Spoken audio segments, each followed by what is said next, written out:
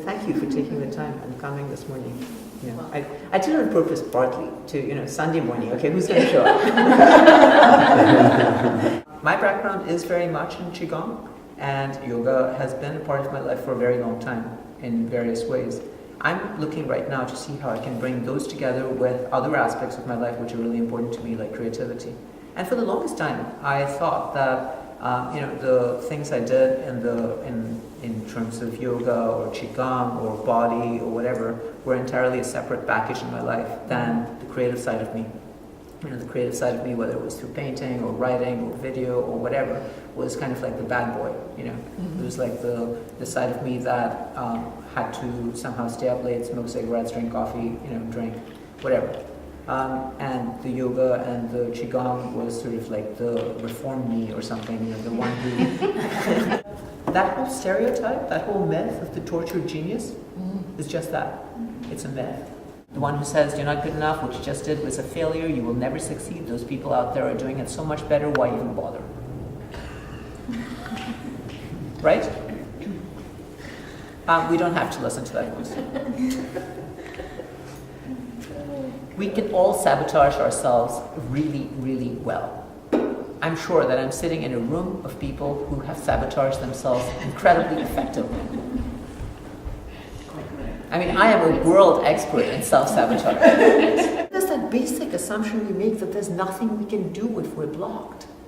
If we're creatives and we're blocked, whether it's as a writer, sort of suffering through years of not being able to write, or a painter, who just can't stand going to the blank space of the canvas. We make that assumption that that's a place of torture. That place of emptiness is a place of blockage, is a place of torment. Often you'll hear people say things like, empty your mind. For me, that doesn't work. I have an active mind and I'm not going to let go of it. And I don't want to. For me, what I want instead is to engage my mind. I want to bring my mind into a closer conversation in a more integrated way with my body and with my soul and my spirit and my heart. I don't want to say, bad mind, go away.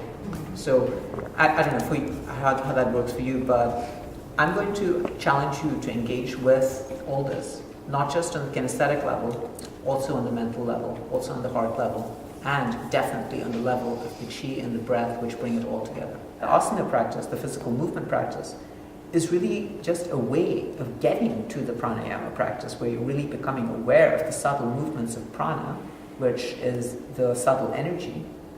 And the pranayama is about cultivating the movement of those subtle energies. And breath is the carrier of that subtle energy.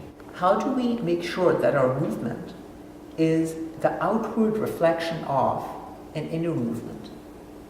And how can we make sure that we use the outer movement as a pointer or a reminder for us to focus to the inner movement? It's hard to be creative alone.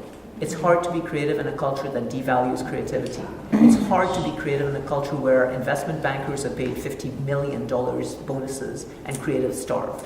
It's hard to be creative in this culture. It's super hard to make a living and be responsible for other people and take care of children and be whatever it is that we need to be and be creative. It is difficult. It is an amazing, amazing achievement to be creative in those contexts. These people are happy. They have good lives. They're healthy. They may be very weird. They might be called, they might have their own patterns of behavior. Like, they might wear the same sweater over and over again, day after day. But you know what? It works for them. At some point, I'm going to do a workshop called Keep Acting Crazy. So if anyone's interested in that at some point,